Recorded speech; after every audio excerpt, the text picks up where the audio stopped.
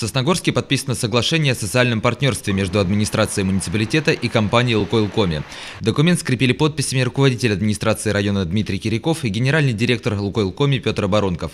Уже не первый год компания «Лукойл» активно участвует в жизни Сосногорского района, в частности поселка Нижний Одес. Очередное соглашение предусматривает сотрудничество в социальной сфере, ремонте социально значимых объектов. Это и продолжение ремонта объектов спортивного назначения, то есть хоккейный корт будет у нас в этом году доделан, и ремонт детской поликлиники, я думаю, мы этот тоже объект завершим в этом году. Ну и приобретение мебели, медоборудования для учреждений здравоохранения на Нижнем Одесе.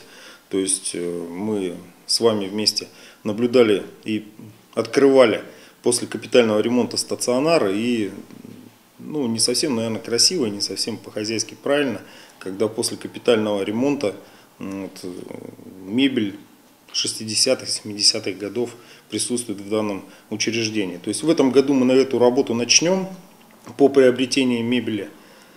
Сейчас уже мы торги объявили, а в следующем году, я думаю, совместно с «Лукойлом» эту работу продолжим.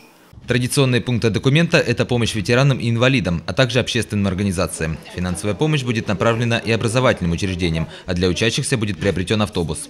По словам Дмитрия Кирякова, сотрудничество с «Лукойл Коми» является импульсом не только для решения конкретных проблем, но и для развития муниципалитета в целом.